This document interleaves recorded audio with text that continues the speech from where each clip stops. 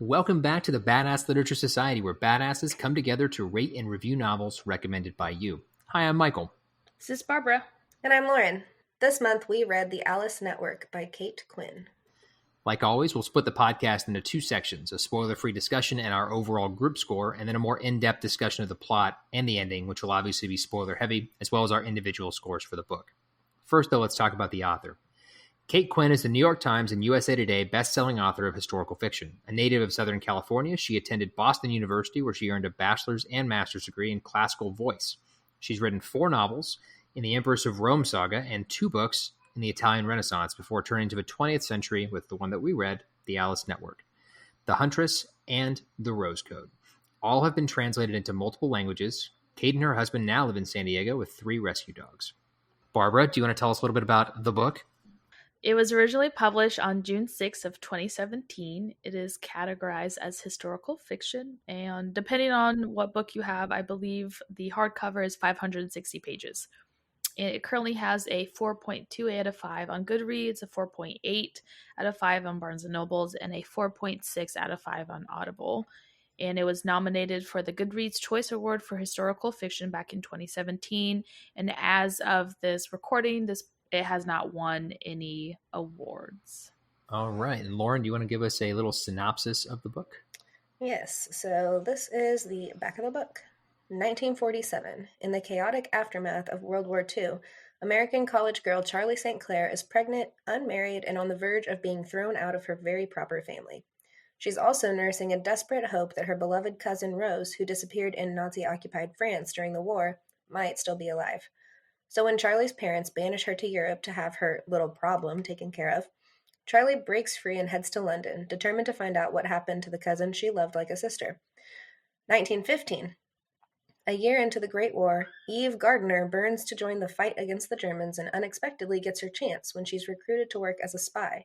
Sent into enemy-occupied France, she's trained by the mesmerizing Lili, codename Alice, the queen of spies, who manages a vast network of secret agents right under the enemy's nose.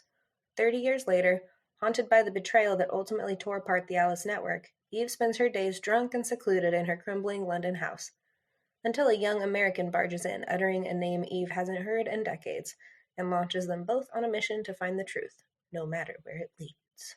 Dun, dun, dun. I was going to say, y'all didn't do your dun dun dun. Dun, dun, dun. So, what did you guys think about the Alice Network? And remember, for this part, no spoilers.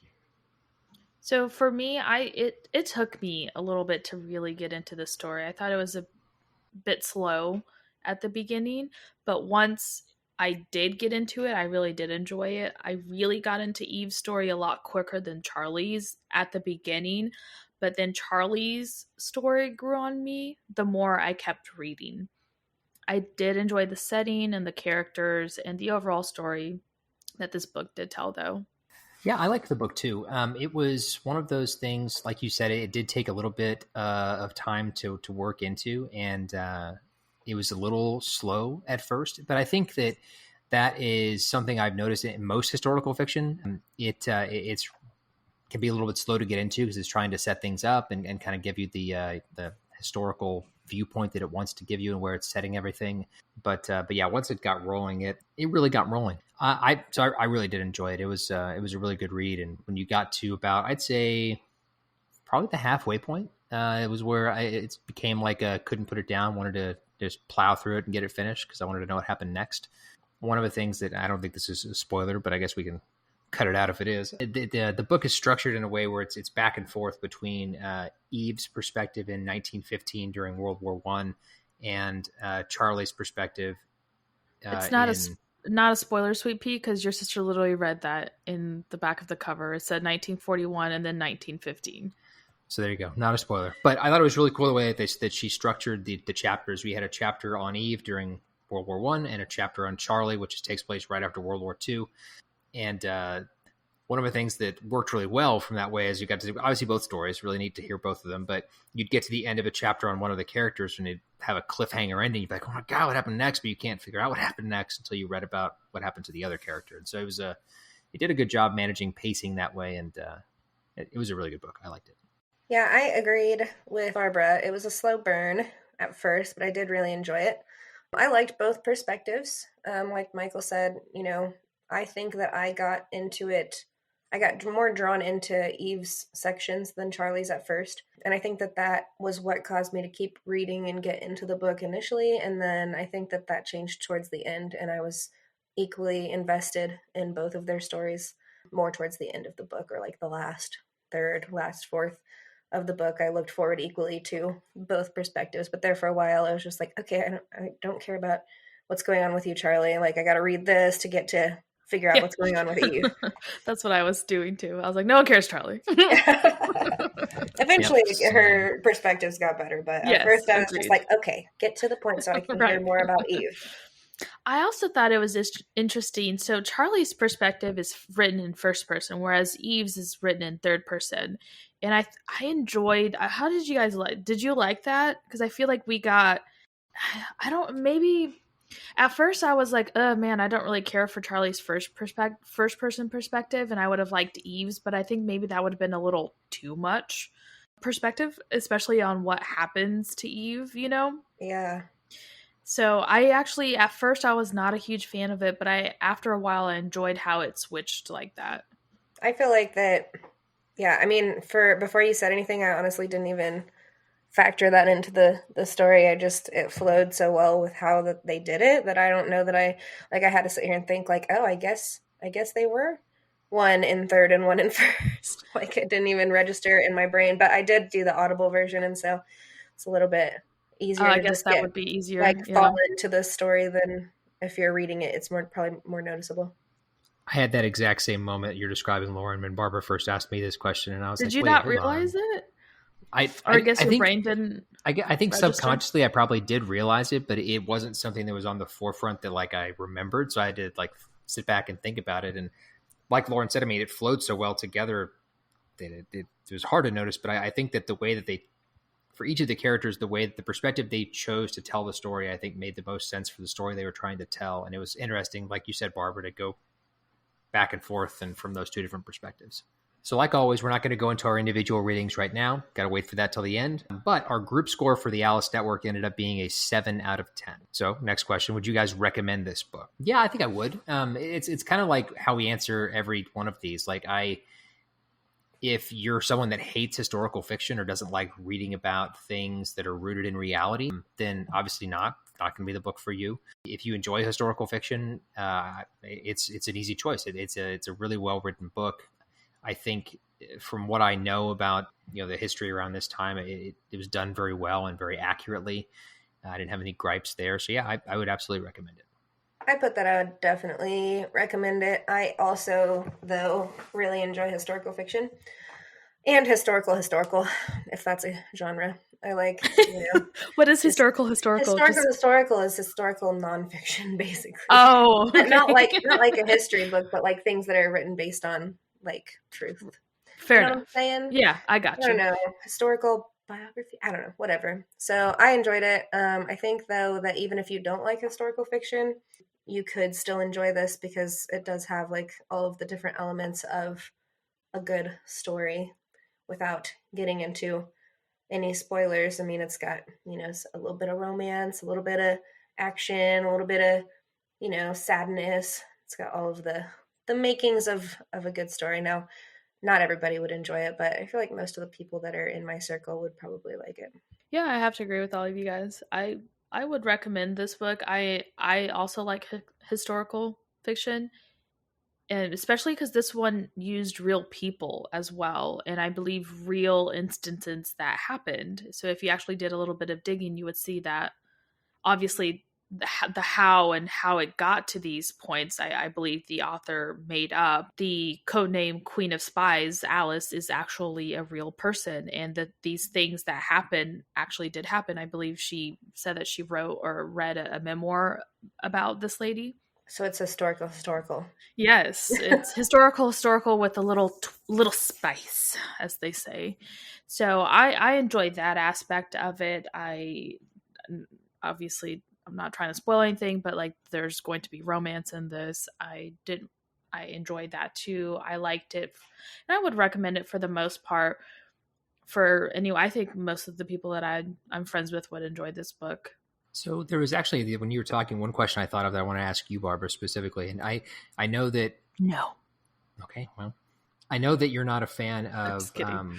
of stories about war, like war movies and things like that. So I assume that carries over to books as well. But I was wondering for this book, I know you ended up really liking it, but since you're not a fan of those kinds of stories, is this one that you would have shied away from outside of the podcast? Or was No. it separated enough from the warfare? Correct. So I don't want to read about the little army dude that got blown up. Like I don't want to read about that. I've read other books kind of around the same genre of this, and I can't remember if it was World War I or II, where it was female spies as well. Completely different of the story, and actually that one's very boring compared to this one. I'm not gonna lie, but as long as it's not the perspective of the soldiers, I feel like I'm okay because I just don't want to read about that. This was more of the espionage behind it, and you don't get too much of the war zone, I guess I would consider it. So I didn't have a problem with this one whatsoever.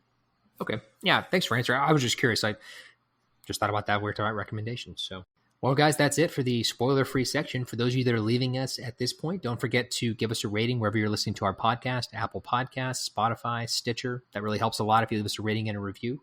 And if you're not already, make sure you're following us on Facebook and Instagram. In both places, our handle is @BadassLitPod. We'd love to hear from you guys. Let us know what you think of our episodes, or if you've got a book that you'd like us to add to our list and review on the podcast. We'd obviously love to do that as well. So let us know. Now, before we jump into the next section, Lauren is going to give us a little preview about what comes next. Yes, so next month we are reading Gideon the Ninth by Tamsin. Is that how you would say that? Tamsin Moore, which was recommended to us by an individual on Reddit. So here's the preview of that. The Emperor needs necromancers. The ninth necromancer needs a swordswoman. Gideon has a sword, some dirty magazines, and no more time for undead bullshit. Brought up by unfriendly, ossifying nuns, ancient retainers, and countless skeletons, Gideon is ready to abandon a life of servitude and an afterlife as a reanimated corpse. She packs up her sword, her shoes, and her dirty magazines and prepares to launch her daring escape. But her childhood nemesis won't set her free without a service.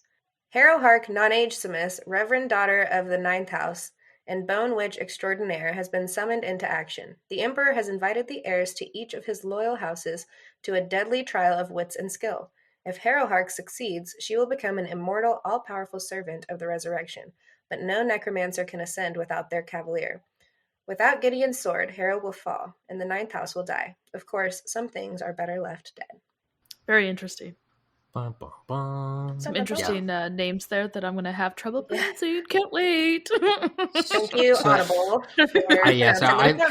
I started listening to the audiobook on this one. So, Barbara, if you have any questions about names, I can help with them. Oh, yeah, for sure. Because I already have issues pronouncing things, so I can't wait. Yeah, looking forward to it. So remember, the second part of our podcast is going to be an in-depth look at the Alice Network. So if you do want to read that book, stop listening right now and come back when you're done. Hi, this is Leah Stuhler, creator and host of YA Book Chat podcast. If you love reading young adult books and chatting about them with your friends, then head on over to my podcast and take a listen. Each episode, my guest and I chat about a different YA book. We start spoiler-free and then head into our spoiler section where we dive into the mysteries of each book. And we do it with laughs and fun along the way. You can listen to YA Book Chat on Apple Podcast, Spotify, Stitcher, iHeartRadio, and wherever you get your podcast. And now, back to the show.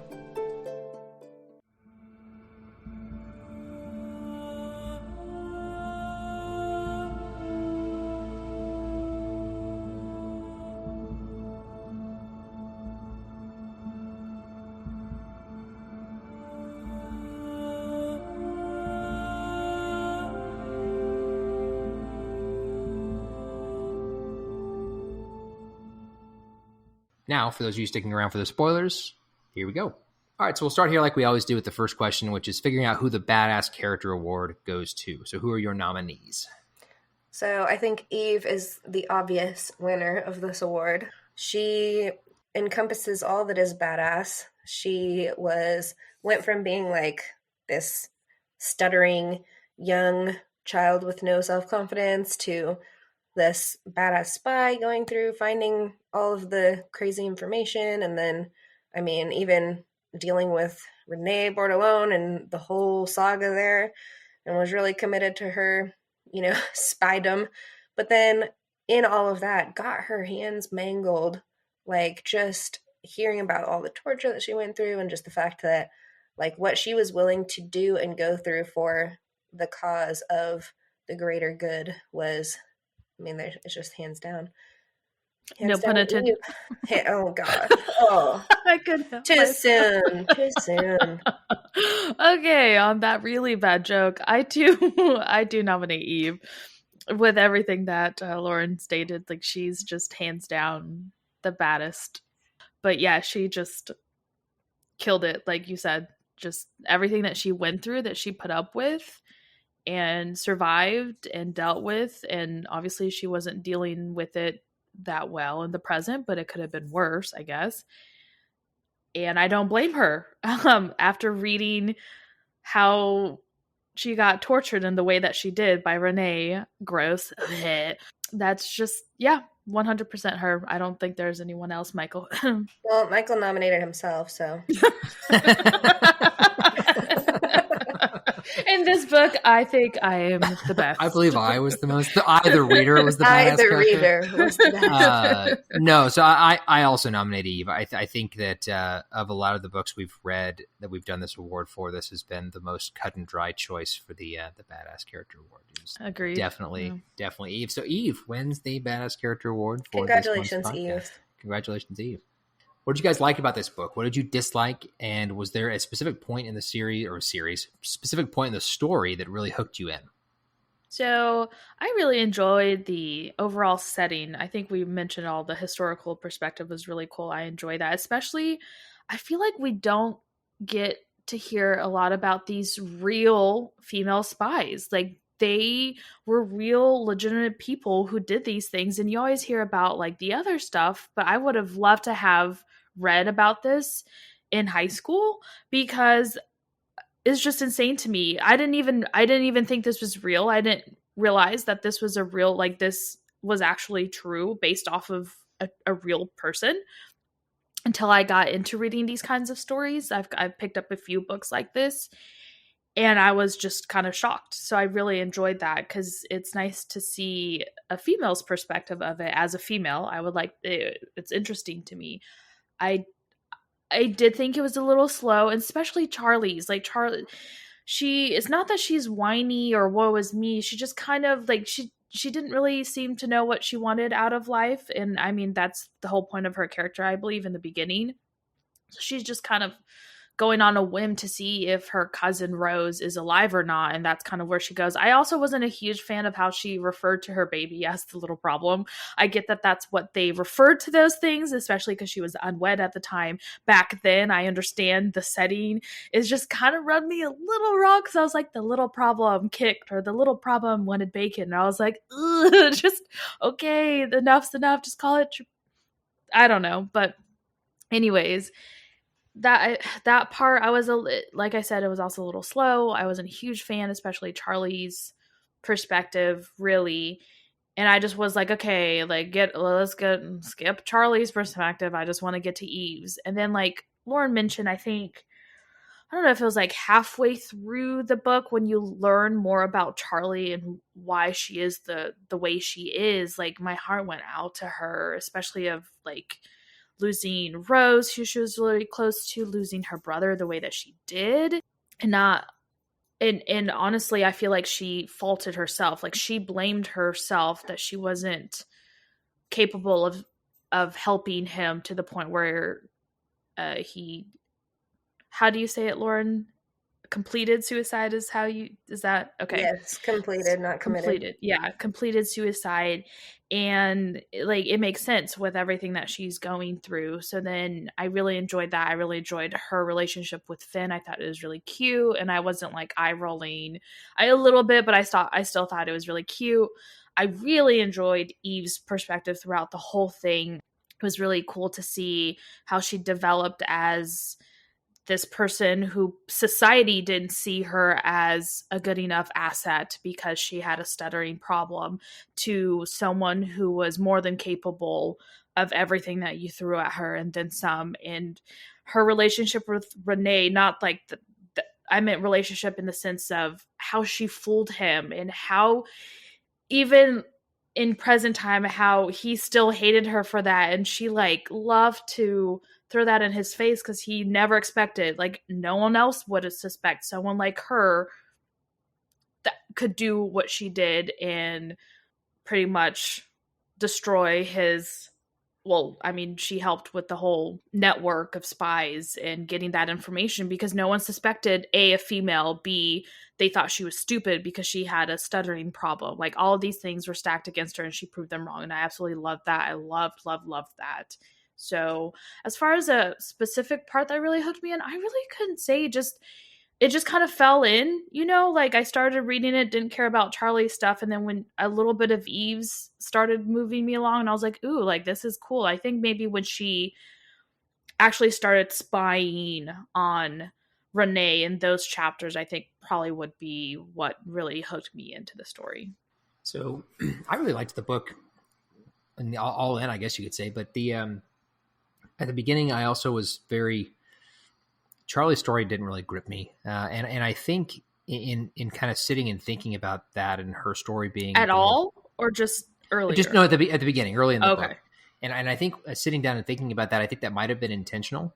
I think maybe the author was trying to show like how polar opposite these two women's existences were, and how like for Charlie, her world is ending because she's pregnant and she's dealing with this little problem, and her mom is not reacting to things the way she wants her to, and it's just not great. And she in her mind, she's having a tough time. And then you pop over to Eve and see what's happening there. And it when you see what's going on in 1915 with Eve, it's hard to sympathize as much with Charlie. And so I think that was kind of on purpose to show like how different these two women's lives were. And it worked really well. I did enjoy Charlie's story later on into the book as it got more involved. Eve's story, though, pretty much from the get-go gripped me. It was very, very entertaining, very well written. There were a few times in the book that, Eve made a comment once to Charlie, I think, and once to someone else about how, isn't it great to see what the spy work really looks like, that it's not like what you see in Hollywood. And I think that in this book that the author did a really good job portraying actual, like what spies actually do. And it was cool to see not only that, but to see this group of badass women during World War I doing this. And like Barbara mentioned, a lot of times when we're told stories or we learn the history of both World War I and World War II, it's always about what the guys did and what you never learn about females or POC people. It's literally dudes. What the white guys did. And it was cool to learn about this. And this isn't the first story like this that I've encountered in, since my schooling age days. And it's really interesting to learn about this stuff and not just, I feel like the grade school history lesson is like the soldiers did awesome and you learn all about the fights and the battles. And then you learn that the women were like nurses and that some of them picked up the slack at home and like went and got jobs and stuff like that. But you don't hear these stories. And so that was really cool. Things I disliked about the book, I don't think there were nothing like jumps out at me. I mean, it was kind of boring at times, I guess, but I didn't dislike that about the book. It didn't make me put it down. So there's going to be a specific question about this later, I think, so I won't go into it in too much depth, but the romance in the book kind of felt forced, I guess, at times. So the main one I'm referring to is the romance between Charlie and Finn, and I liked Finn's character. No, their romance is perfect. Leave it alone. But I feel like if you removed that from the book, then the book, like the story wouldn't change all that much until the very end. I'm just going to make this little comment, and it's nothing against you as a male, but you have issues with all love interest or romance in every book that is written by a female for a female perspective, I believe it's called, the female gaze. Whereas I've noticed when it's a dude writing romance and fantasy, you don't seem to have an issue with any of that. So I'm curious to know why that is. Yes, let's delve into Michael's psychological. So I don't know if that's necessarily true. I mean, There are a lot of books Really? that I've read outside of the podcast that have a female author, and there's romance involved, and I enjoy it. I thought it was fine. I didn't hate it. Right, you thought Um, it was fine. I don't think I've loved the romance story in any book I've ever read. I think it's generally kind Mm, of cheesy when it's put into media, whether what it's about the Brandon Sanderson one? That one had romance in it. You Elantris, never, yes, you never made a comment about but it that. wasn't. It wasn't a big part of the book. It was like, can you even name the romance that This happened in isn't that a big book? part of this book Yes, either. it was I don't know the two characters' name, but it was the main girl and then one of the main dudes. There's three perspective, it's two of theirs. But the romance wasn't that prevalent. It was more prevalent in this But there book. was no, I mean, if you remove that from the story, it would be the same thing, just like this one would be. Correct. But Okay. because it was less prevalent in the story, like Mm. so to Lauren's credit, and when she told me to take it back, I'm not going to take it back. How But about Name of the Wind? That one had craptastic romance that was pivotal to the story. And let me tell you about I don't that believe one. I spoke pro or con about that romance. Exactly. You didn't even mention it. That's what exactly. There lies my exact reasoning behind that. Thank you. Drop mic. Wow, I don't even remember where I was at. Okay, my turn then. I feel like I got sabotaged in an interview. Oh no, I was going to talk about what the part that hooked me in. It was when Eve started actually getting into the spying and actually going out and starting to do these missions and figure stuff out, and initially trying to, embed herself as a normal French Waitress. girl in this town, waitress at Rene Baudon's restaurant. In bed herself. She did do that later, but I was just talking about when she was just getting into it and trying to kind of feel out the spy game and figure out how it worked. That was right when I really got hooked, is when she was actually doing the spy work. As I said earlier, I always enjoy reading pieces based in different periods of history. So whether they're historical or historical fiction or whatever, I enjoy that. And then I also liked how they tackled the taboo subjects of the time, like Charlie's pregnancy. Kind of like Barbara said, though, I didn't like that they called it a little problem, but it did, in doing that, kind of let the readers know what kind of the perspective was on that sort of situation in the time. Like that was literally how they saw it. And I think that getting to see Charlie's perspective grow over the story and change from the little problem to baby Rose or whatever, like when she gave it a name, even before she gave it a name, when she decided that it was going to be a girl, or that she felt that it was a girl, like giving it some more personable qualities was good. I'm not sure there's anything specific that I didn't like, other than just like I shared in the beginning, I really liked Eve's perspective a little bit better, and didn't necessarily enjoy, like I kind of just read through Charlie's part to get to Eve's. Yep. But that changed later on, and so I don't know that I would say that there was something that I didn't like. I guess is just if I had to pick something. And then I think that I was hooked about a fourth of the way in when we did start learning more about Eve's background, like wanting to know what happened to her hands and wanting to know like more about, just her time as a spy and figuring out who she was, because she's like this gruff whatever. And then when you start peeling back some of the layers, it was interesting. And so I would say that I was hooked before she necessarily started doing the spying, but even just like learning about her meeting Lili / Alice and learning more about that world and all of those things. And then obviously her story just kept getting more interesting as it went. So not that Charlie's didn't. Charlie's kind of caught up about, I would say, like 65-ish% of the way through the book. And then I was kind of equally invested. But there for a while, it was like, all right, enough about Charlie. I gotta hear what Eve's doing. And so Yep. Yeah, Eve's was definitely a more compelling tale at first, that's for sure. All right, so next question. The disappearance of Charlie's cousin, Rose Fournier, provides the story's driving search. Did her eventual fate surprise you? And how do you think her fate changed the goal of the search? So it surprised me a bit because I assumed with, your typical fiction story that she would be found alive somewhere for the sake of the story and they'd be reunited and all would be well. Part of me assumed that that's how it would end up. And then part of me also hoped that it wasn't, because it wouldn't be realistic. And so I think that it was really well done with how they did finish her story. It was a lot more realistic to the times and what was going on, especially because she had been missing for so long. So I figured that it would go one of two ways. Like she survived, but then had to go into like witness protection, sort of like under a different identity, and wasn't allowed to like find her old, people that she knew, and they would rediscover her and she'd be like a totally different person. Or I thought that they would discover that she passed. And so I think that it also allowed for the plot to move forward in a different direction with the Rene Bordelon deal, and how they found out that he actually ordered her, and it was worse because she of course had kids, or a kid. Was it one or two? Just Just one. one. Okay. Yep.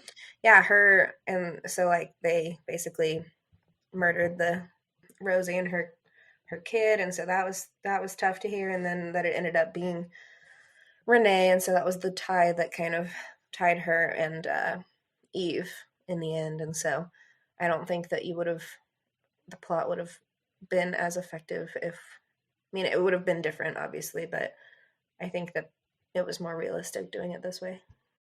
Yeah, I agree. I think it was a really cool way to tie both of their stories together, especially at the end, because I figured that's what's going to happen. Something was going to connect them together, and it technically was what happened to Rose.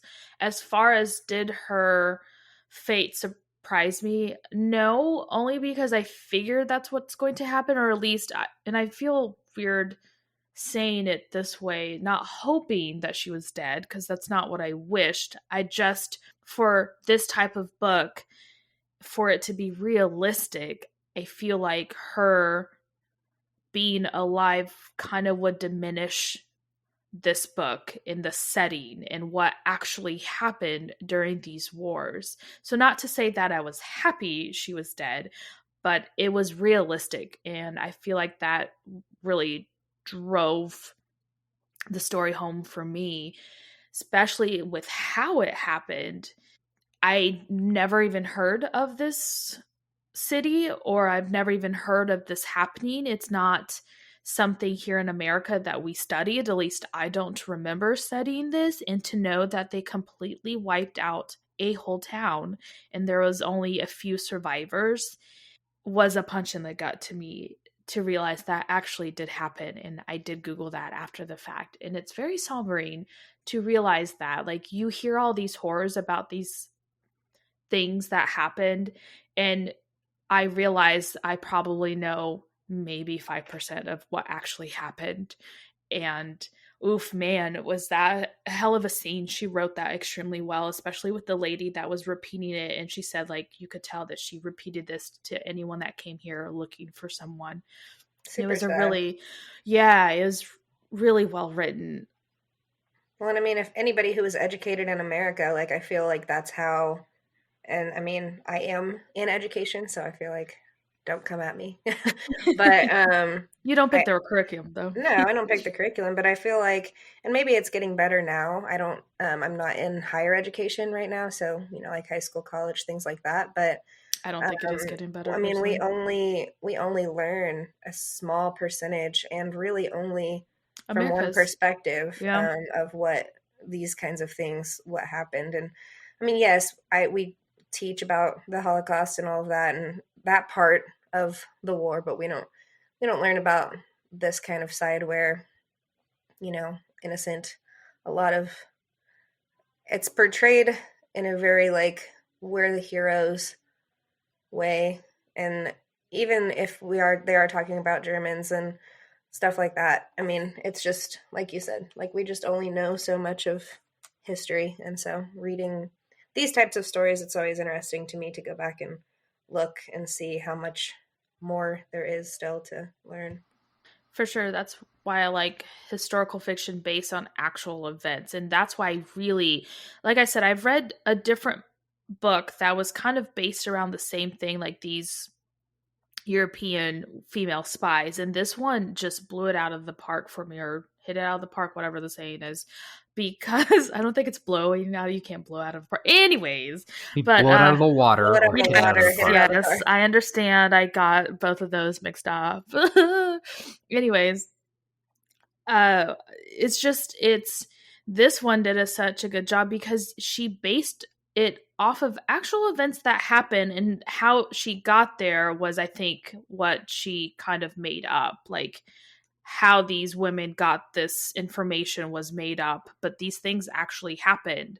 Like, so I really enjoy that. I'm getting a little out of all over here. But as far as how did Rose's fate change the goal of the search? Well, that's what like I said, it tied their stories together. It was because of Renee, who suspected Rose of being a spy because of everything he went through with Eve. Like, he was very self-aware now of female spies because he got duped essentially by someone he never expected, which haha on his part. And so he pretty much told his quote-unquote little German friends about this girl who was living in this town, and then he didn't pull the trigger, but he pretty much cocked it essentially. And that's what tied their stories together, because Eva's gunning for Renee, and then now Charlie is. And I thought that was a really, really cool way of merging their stories together on this one villainous man who, holy crap, man, do you freaking hate? I don't even love to hate him. I just despise him. And because we have to get it in, I think that Renee Bordelon is up there with Umbridge for me. Agreed. There it is. There was the Harry Potter reference. So for this one, for me, I mean, I have a lot of similar feelings to that you guys do. Obviously at the beginning of the book, your hope is, I'm not sitting there like, fingers crossed, like, come on, be dead, Rose, be dead. Like, that's not what I'm thinking. Everybody's rooting, obviously, for it to be the opposite and we're able to find her. But after completing the book, it's obvious that it wouldn't be the same book if that was how the outcome went. Both Barbara and Lauren have said, like, it tied Charlie and Eve's stories together. But that chapter where Charlie and Finn travel to the town where they believe Rose was, and like the whole part of the story where like what happened is unfolding to them, it was just a gut punch chapter. Like, and then like Barbara mentioned, the older woman there she just stayed there to tell people what happened and to like tell this story, and how hard that must be for her to have been from this town and to tell this story about the people that she clearly cared about, but have to sit there and be like, or not have to, choosing to sit there and stay to provide some sort of comfort and closure to these people's friends and family. Like, it was a hard chapter. I think that it did connect their stories. It did provide a more personal reason for Charlie to hate Renee Bordelon. He's obviously easy to despise. Like Barbara said, there's no good thing about him. I mean, it's generally hard to like profiteers during wartime, but he made it easier not to like him with the things that he chose to do outside of that. But yes, it was tough. It ended the search effectively. I mean, the search changed at that point. It shifted from searching for Rose. Then at that point, they both wanted to search for Renee. So it was a hard chapter, but I think it was really, really well, really well written. Moving on from that, Lili tells Eve at one point that to tell, and this is actually the quote I was looking for earlier. Lili tells Eve, "To tell the truth, much of this special work we do is quite boring. Did the realities of spy work surprise you compared to the more glamorous version presented by Hollywood?" No, that did not surprise me, just because I'm not one of those people who thinks anything that Hollywood presents is real life, because it's not. Just like as a nurse, I know that these TV shows with nurses, that is not how it works, or in a hospital or any of that, or working anywhere else. Like firsthand experience, that's not how it works. So I'm not one of those people who believes, oh, here's a movie, or I've seen this TV show, this is how real life is. Because no, I that wasn't surprising to me. I figured as much. As far as it being boring, I would not agree with her, because none of this seemed boring. Even, I'm sure, the downtime that we don't get to hear about all of that stuff. So I don't find that boring, because the parts that aren't boring, when you're having to collect this data, or you're having to put your life on the line, or at any point you can get caught, like, I don't find that boring. So I'm sure that circumvents the quote unquote boring aspects of just daily living.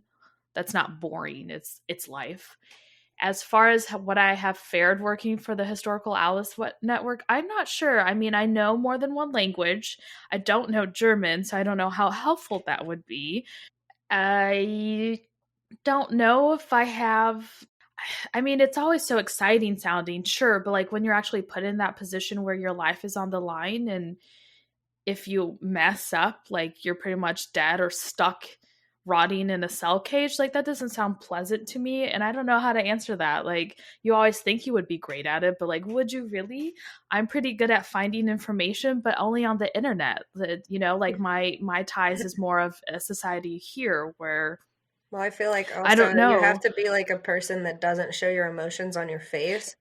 And Exactly. I feel like I don't. Like if someone says some dumb comment at work, I'm pretty sure my face is just like, what the heck did you do? Like I don't think I have a good poker face. So some dude is like over here spilling his little guts about the German secrets, I'd be like, ooh, Right. what? Or like if some idiot like Mr. Renee would be like, oh, blah blah blah, I'd be like, dude, you're so idiotic, like shut the F up. Like I don't think I could stand, and first off, I could not stand men in general of this society or of back then, so my ass probably would just like be committed for treason just because of how I am as a human. Like I would not be okay with the way women were treated back then, so I probably actually would not survive. If Barbara made it as far into the book as Eve did, I think when she got a taste of how Rene Bourguignon really was, like she would have taken her Luger and put him down and then been arrested in German occupied France. that would be true. Because like as soon as he was like, do you know who this person is? Do you know, oh, this art is so sophisticated. I'd be like, oh my God, you're boring me. No wonder you don't have a family. No female could stand to this. Like no one wants to listen to you talk. So no, I would not I feel survive. I feel like Barbara, no offense to you, but you would not be able to pretend like you were interested in what he's saying. Like multiple times in the story, it says like, "Oh, I pretended to be super interested in his interests and things." I feel like Barbara, you would just sit there with your face like, seriously. Stop talking. I would either try to play off like I'm stupid because that's the best I could do, or I would just roll my eyes because Michael's always like, "Why are you rolling your eyes?" I'm like, "I'm not rolling my eyes." He's like, "You just did it." I was like, "Well, crap. Apparently, I roll my eyes more often than I think I do." Yeah. I mean, whatever. I know that they said it was boring, but kind of like Barbara said, I couldn't help but feel the excitement reading from Eve's perspective. Like she clearly thought it was exciting when she would get new information. Like she wanted to get it back to the network and feel important and all of those things. And so, I mean, I had prior knowledge of this type of spy work being common during war times prior to this because I've read other stories. So I wasn't surprised by that part. I think that Hollywood amplifies everything. I think that I would have been an okay spy until it came to the point of trying to sleep with my disgusting boss for information. And I really think that I would... his creepy hands, I can't, with his long fingers. I would fail at that point. I mean, maybe if I were put in that situation, it was like life or death, I might behave differently. But I feel like that I would be okay, probably because I have a decent poker face working with parents a lot in education and having to... have that professional whatever. I think I might be okay at that. But I think as soon as it advanced to the point where I'm having to like pretend to be into somebody sexually that is absolutely a terrible human being, I think I wouldn't be able to do that. So I would fail. So for me on this one, I wasn't shocked. I mean, sorry, let me back up. I was floored. We just watched Fast and Furious 9 and I thought that was the most realistic thing. And then to find out that this is how special agents really do things. No, I'm just kidding. So yeah, I had some prior knowledge as to how spy work actually worked. And so it wasn't shocking that was how it was. And Hollywood obviously glamorizes all of that with like Mission Impossible and James Bond and stuff like that. As far as whether I would survive in the Alice Network or thrive, I think the answer is no. You're a man, so no. I'm sorry. In the Alice Network specifically, I would be awful because I am not the correct gender. That's true. I was actually just going to say, Barbara has made it very clear that I'm not good at lying. So if I'm not good at lying, I probably wouldn't be a very good spy because that seems to be like a key qualification. So we all have our things. Like Lauren can hold a poker face. I'm good at lying and speaking different languages. And Michael, do you have one strong suit? No? You're a man. Michael, you have one good thing about you, right? I mean, shit. To be a spy, you're smart. Spy work, it would just be the intelligence, right? Michael could sell ice to an Eskimo, so I feel like you that's what I was gonna say. Yeah, businessman. He's a great business person, and he's also very like convincing when he wants to be. So I feel I'm better at lying to strangers. Yeah, I feel like you would be Oh yeah, you're a good liar in that sense. Like you I would be don't able think it's to. lying. So I think there's a difference between lying and being a good salesperson. Like you don't have to lie to be a good salesperson. You just don't tell the like it's omitting of the truth. Because if someone were to Right. straight up ask you a question, he flounders. He's like, well. But like if you're just talking about a specific item, even though he knows it's a trash item, he's going to be like, this is look at all these great things. So wrapped up, Right. we would be the perfect spy, all three of us. Hmm. All right, so moving on from there, let's look at the next question. Rene Bourdillon is denigrated by his peers as a war profiteer and an informer. He sees himself as a practical businessman, pointing out that he is not to blame for making money off the invaders or for tragedies like Oradour-sur-Glane, butchered, that happened to German orders, on German orders. Did you see him as a villain or an opportunist? Do you think he earned his final fate? That's a whole lot of question. I mean, he's definitely a villain. I would say he's a villain and an opportunist, though, right? Like he's a bad person, but the definition of what he was doing during the war and being a wartime profiteer is an opportunist. Like he saw an opportunity and went for it. But he's a villain because he chose to do that regardless of what happened to those around him. And even more of a villain because he was passing off, telling the Germans things to help him out from a business perspective too. Or just to handle people he didn't like. In the case of the town where Rose was living at the time when she got killed. So I mean, I think he's absolutely a villain. I think he's a villain even for wanting to make money off of the invaders and being the war profiteer or the what was the term that they used for him? Help me out here if you guys remember. What do you mean the term they used for him? It wasn't a profiteer. They called him something else for being for doing things for the enemy. A sympathizer? Sympathizer, yes. A collaborator. They called him a collaborator. He's a collaborator and a sympathizer, which I think also makes him a villain in the eyes of pretty much everybody in our story. And then the other things that he did make him a villain in the eyes of history too. But did he earn his final fate? Yes. I think that he probably did. I remember telling Barbara after I read that scene, I thought it was a pretty epically righteous scene that not only did he get killed, which obviously you're hoping he's going to because he's a horrible person, but Charlie breaks his hand with the same bust that he used to torture Eve back in World War I era France. I thought that was pretty poetic justice, you might say. So yeah, I think he did earn his fate. Probably worse than what he got, if we're being perfectly honest, based on what he doled out. But at the very least, he earned what he got. What do you mean worse than he got? Worse than just dying. Like he should have gone he to jail. deserved to be tortured more. Oh, I see. I thought you meant like. Okay, never mind. I thought it was he deserves a fate. I'm sorry. I was scared. Okay. I got you. Yeah. I got you. But that's all I've got.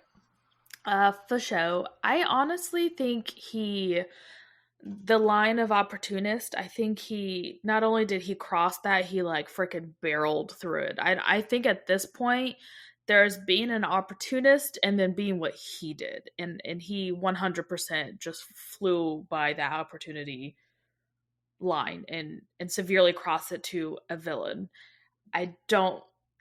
Maybe he started out as an opportunist and then just turned into something else, because there is no reason for him to turn people in. There is no reason for, like, you could be like, oh, well, it's my business, and for me to survive, I have to serve the Germans. Okay, period. You don't have to be, like, giving them news about who is against them. You don't have to tell them, like, oh, I think this person is a spy. Like, you don't have to do any of that. If anything, you can help and be like, I'm going to secretly keep my restaurant, and then we're going to have some spies here, and that whole thing. Like, he could have easily done that too. For an opportunity. That would be opportunist to me. It would be like, you play both fields. But no, he just decided he thrived in that. And I feel like for being a French person, he wasn't really a French person in that sense. So 100%, I don't think he's an opportunist. I think he's a villain. And I don't think anyone would disagree in the book with that, especially everything that he did.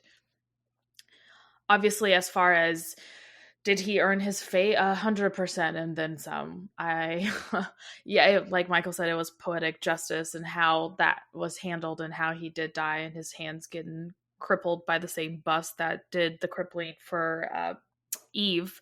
I'm I I'm curious to know what would have happened to him had he survived, and how he would have been treated by his fellow Frenchmen, knowing all of the crimes that he committed against everybody, and if he would have had a fate worse than death, because I do think there's certain things that are worse than that. But I enjoyed the way he died, I guess. I mean, not enjoyed it, but it was I enjoyed it. yeah. I mean, he deserved it 100%. I had no love for that man, and he was such a sleazeball. And reading the scenes and how she described his I pictured creepy ass long white Salad fingers. Yes, like salad fingers. That's what I pictured. And when I closed my eyes, that's what I saw. So he was, ugh, yeah. Yeah, I agree. He is a villain when hundo. He may have at one point in time started as an opportunist, like Barbara kind of talked about, but definitely somewhere along the line, he crossed the line from seeking opportunity and capitalizing on situations to being just a cruel and sick dude. And I feel like, personally, anyone who's profiting from violence and war like that is a villain anyway, in my book, whether it's opportunistic or not. So, but that's just my personal opinion. Sounds like we were all in the same boat for the fate of Renee. All right, so moving on to one of our staple questions. Was the book the right length? Were there any parts you wanted the author to expand on, or sections you thought should be shorter? I feel like the book was a good length. It wasn't too long. It didn't drag on and on. The only thing that, could have been expanded on would be the grueling death scene of René Bordalo. I could have read 6 chapters of that man being tortured. Just kidding. That would have gotten a little long. But I feel like it was pretty well paced in general. I don't feel like there was anything where I was like, this needs to be shorter, or, it would have maybe been nice to get like a little bit more background on Rose's life, like to know more about what happened, like, with her and her kid, and like not just say, okay, like she was a childhood friend and then we only get this tiny little glimpse of like she was executed. Like maybe to have the woman that was there tell more of her background story about that. But outside of that, I felt like it was pretty well paced and a good length. Yeah, I have to agree with that. There wasn't, like, in the beginning, I was like, oh, come on, let's, get through Charlie's. But I understand why those were there. So after finishing the book and realizing that, I don't think I would have cut any of that out. I don't think I would have added anything. Like Lauren mentioned, it would have been nice to know a little bit about Rose, because I actually liked her character, even though we got a little bit of, but like the little that we did get, she seemed to kind of be like a firecracker, kind of like an Eve. So it would have been cool to see a little bit of her. But besides that, I don't think the author needed to expand on anything. I thought it was the right length. I enjoyed the book for what it was. I think it was fine for me. Kind of going to echo a lot of what you guys said. I think the book was a good length. I think if it had been a whole lot longer, it would have kind of dragged on. There wasn't really anything I wanted them to expand on either. I think the pacing was pretty spot on. So let's see. Another easy question. Who is your favorite character and why? So mine would be Eve, I think. And young Eve. I like old Eve for her snarkiness and all that stuff. And I feel bad for what happened to her, and I get it. But old Eve, kind of like the self-loathing, and I'm glad Charlie helped her out with that. But I definitely liked Eve. She was my favorite character, just with her and Lili. I really liked Lili too. Especially like knowing that she was a real person. Like I would love to read that memoir that someone wrote. I can't remember if it was a family member that wrote about her and all her exploits. And like that is awesome. Just to read that and know like what she did would be cool. But definitely Eve, my fave. So for me, it's also Eve. I think she was definitely my favorite character. She was, I mean, for all the reasons I gave, actually for her badass award. Like she was just an awesome character. I can't remember, is she based on a real person, Barbara, or is she fictional? So I believe what the author, if I remember reading this correctly, I think she said that she could have been a real or like she kind of had other people's stories kind of mingled into her. So she based it off of one of her friends who had a stutter. So that was based off of a real thing, but not someone in that era. And when Lili was detained just like how it happened in the book. There was this quote unquote simpleton other girl that was arrested with her, and then they deemed she was nobody and whatever. So that's where she got the idea, because she said, why, like, how do we know that she wasn't a spy too? She just played it off that well. So I want to say not exactly, but not, like, I think she had like bits and pieces of somebody, but not really. Gotcha. Okay. So that makes sense. And she, definitely my favorite character. She was awesome.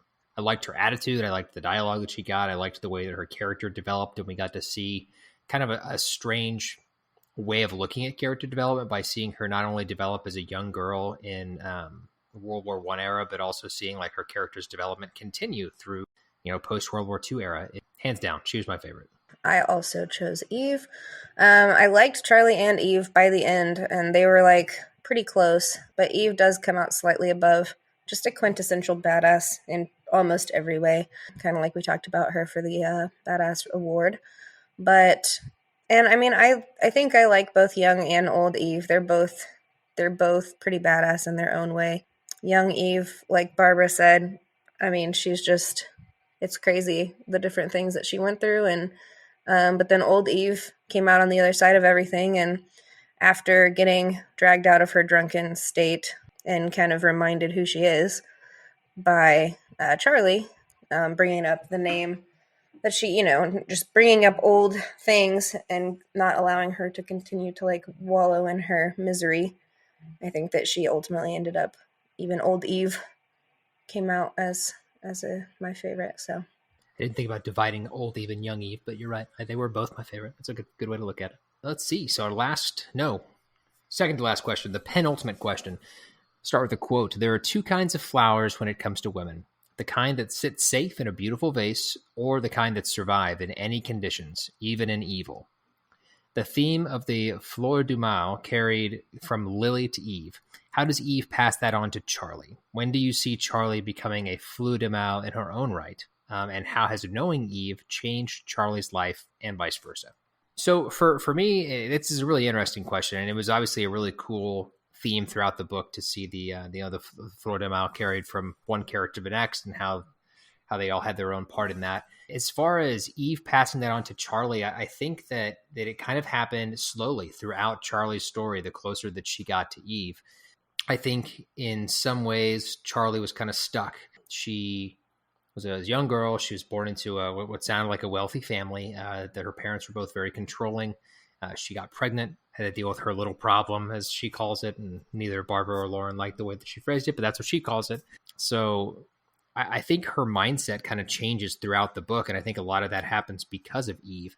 I think Charlie sees Eve and kind of in some ways, like at first she's like sees her as like this grumpy old bitch who she just doesn't want anything to do with except for her assistance. But I think as she gets to know her, she starts to kind of like, I kind of want to be like Eve, because Eve, even her stutter and her hands that are all broken and everything for the rest of her life, she's a badass. Like, we gave her the badass award. She's an independent woman. She's strong in her own right. And I think that she's a lot of the things that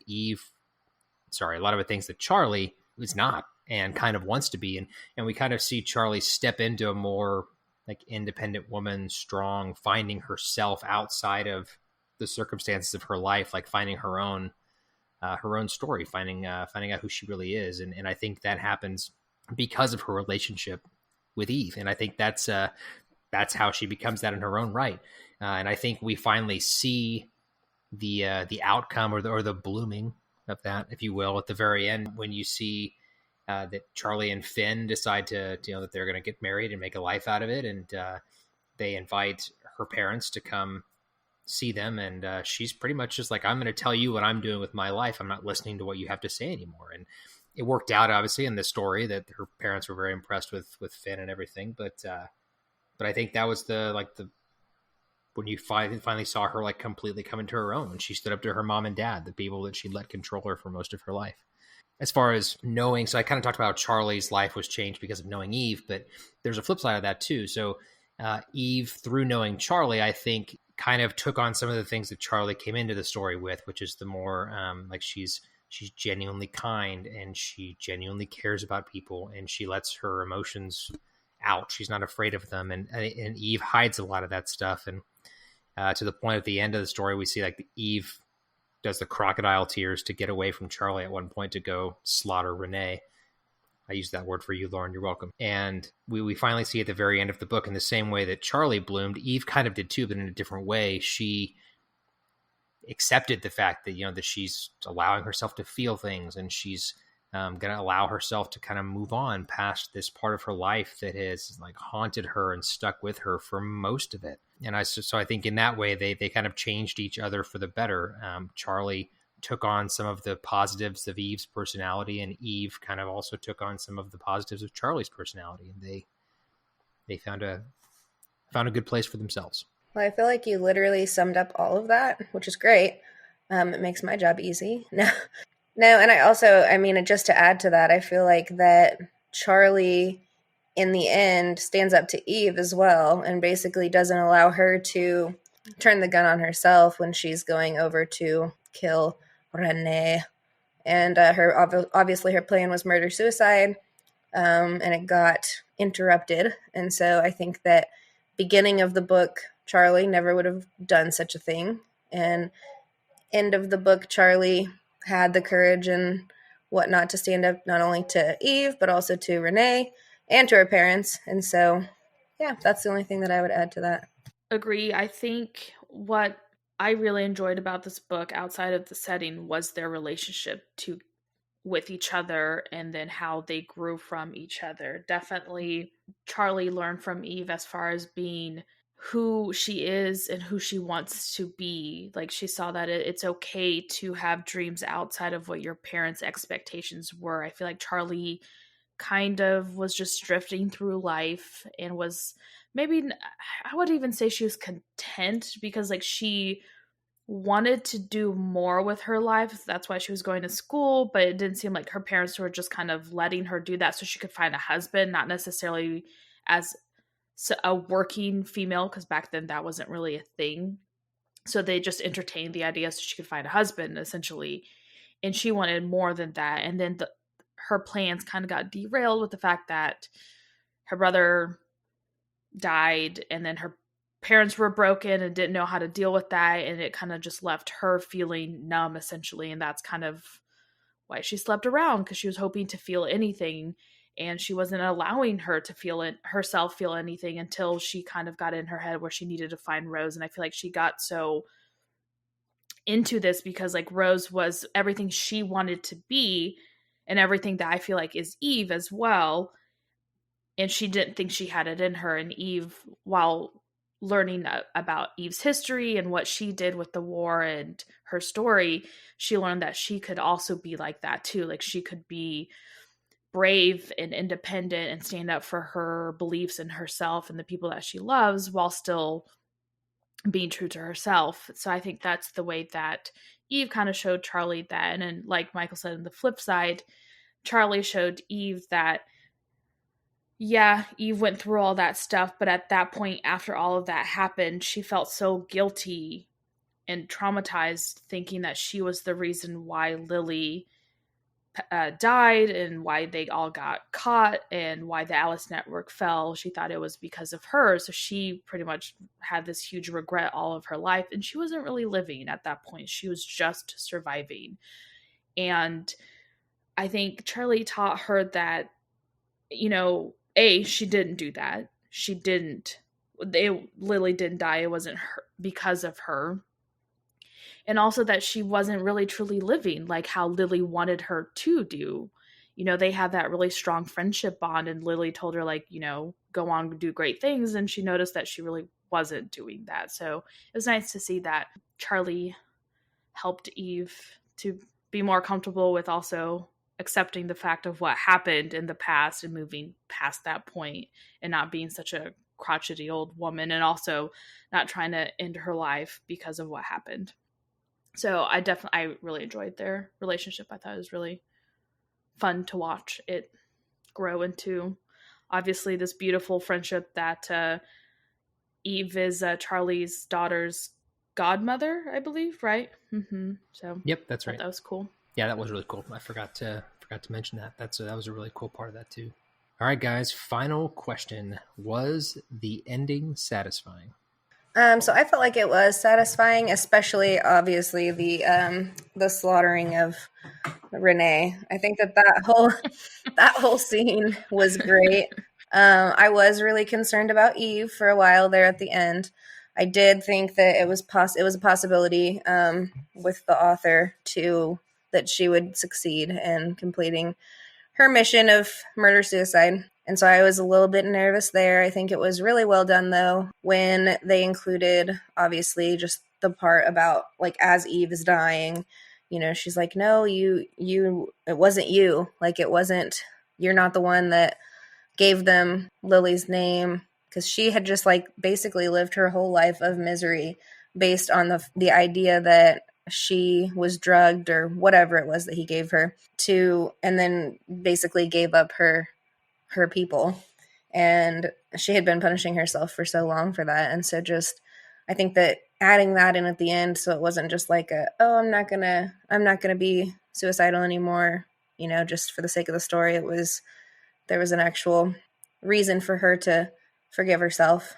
And then I feel like the final scenes, like the whole last, I don't even remember how many chapters it went through, but like the whole last part of the book just kind of flew by for me, between them finding out that she was going to go and take care of the situation to then the whole situation there where it was like the same bust and like the whole thing. It was well done. And I liked the way that it wasn't all necessarily tied in a bow at the end, but there were some happier, hopeful outcomes for everybody. So Yeah, I also thought the ending was satisfying. I also enjoyed that whole scene between Eve, Charlie, and Renee was really well done. Just you could feel the tense atmosphere, and I never thought he was going to get away with it because I would have been pissed off if that's what she decided to do. But the tension was still there.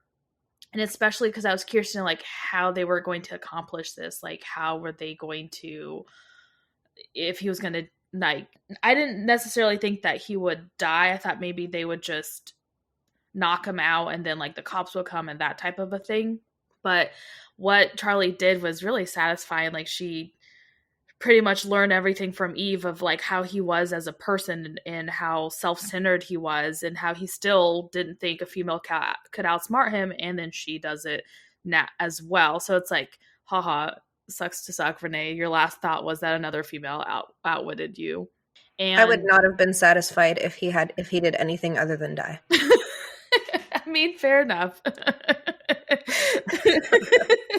So that was satisfying. And I also thought it was cool that, you know, Eve wanted to figure that the whole what Charlie said by herself. She did that, and then she gave him the car of Finn, the car of his dreams, and pretty much helped them with their lives. You know, like she kind of set them up to what happened in the future was, you know, like they seem to have like what Charlie wanted was to own a little cafe, just like the one her and Rose got lost in and it was her best day ever, she claimed in the book. So it looked like they had a little cafe or a bakery or something like that. And he was like a mechanic fixing cars. And Eve was hunting ferocious animals, I believe, which is like pretty cool. And she also kind of met up people that kind of had the PTSD like she did, that went through the war and are still broken humans, but at least trying to live better than what she had been previously. And let me kind of backtrack this and just say one little comment. When Michael was reading this and I had already finished the book and he was guessing what was going to happen, and he literally says, oh, the only two things are going to happen. The girls are going to die and it's going to be a crappy ending, or good old Finn's going to come in and save them. Not once did he think that the two girls could take care of it themselves. And when he said that, I literally was like, okay, remember what you said. And once you finish all this, then we're going to have a conversation. And he's like, oh, I finished it. And the first thing I said, I was like, how dare you not think that these two badass women could not do it themselves? Like, really, they don't need no man. That is anyway, what she said, and that is true. That is the two predictions I made. Yeah. And that's why Michael only likes love stories that are written from the By male men. perspective, where the man comes in and sweeps her off her feet and saves the day. Yep. Thanks for tuning into this episode of Michael is a Sexist. Thanks for... Yeah, pretty much. Wow. And I thought the love story was great. I just wanted to point that out for both of them. Since we never mentioned that. I did think the ending was satisfying. I even told Barbara that I really liked thought it was epic the way that Renee died and all of that, the way that ended. I really liked that maybe the slightly unrealistic, everything tied up in a bow ending we got to with Finn and Charlie and their little girl and their new life that they're living. And it was great to see Eve come in at the very end and, re-enter their life. She'd left it so long ago to try to go work on herself. But yeah, I really liked the ending. I don't think there was anything I would change or anything that I found to be you were happy with the endings? I know you said you don't like sometimes things being wrapped up so neatly.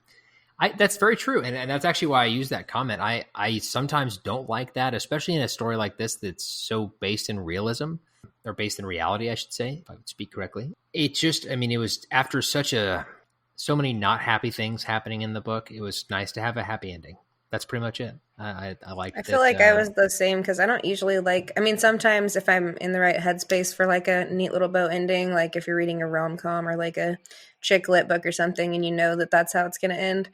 But I think that there was enough realistic stuff in there with like Rose not being found alive and with even her going back and dealing with Renee not going how she hoped it would go, as far as like her getting hurt and whatnot with that. So I think that there was enough negativity and realisticness that the ending was good. Right. And it was not like Eve just, like you said, like snapped out of it and was just like, oh, I'm great and I want to be back to normal. Like she wasn't. Like you get the ending in her point of view and she's like, I'm still fighting my demons and I'm still doing this every day. But now she had something else to live for. It wasn't revenge. It wasn't guilt. It was people that she cared about. She finally allowed herself to care for humans again. I feel like Charlie got more of the happy bow ending of the dude, the children, the cafe, but she also still got a happy money, ending. So yeah, that's true. So I'm sure mommy and daddy got a happy helped. ending though. Eve got to bury her demons and that's what I'm saying. But it's not your stereotypical happy ending where it's like it's not like she fell in love and has a family and crap like that. Like she was finally okay with her demons, like you said. Like she buried her demons and is learning to, or even better yet, learning to live with them. Because I don't think you truly can bury demons. You could just learn to live with them. All right, so let's give our individual scores for this one. We'll start at the top. A 7. I also gave it a 7. 7 as well. This is the first time in the history of the podcast we have all rated a book the exact same rating. There's always at least some. In my defense, I wanted to give it some points, but Michael said nah. He said that he would beat me if I did. So here we are. Wow. With the bust, right? Wow. Yes, with the bust. I ordered a bust of Baudelaire so I could. Perfect. I was gonna say Edgar Allan Poe, but that's fine. If we're gonna do it like the book, then it needs to be the Renee's favorite author. Yeah. Yes. So yeah, we all gave it a 7, which makes the group score pretty easy. The math simple. It's a 7 as well. 7s across the board for the Alice Network from us. But yeah, that's all we've got. Thank you guys so much for listening.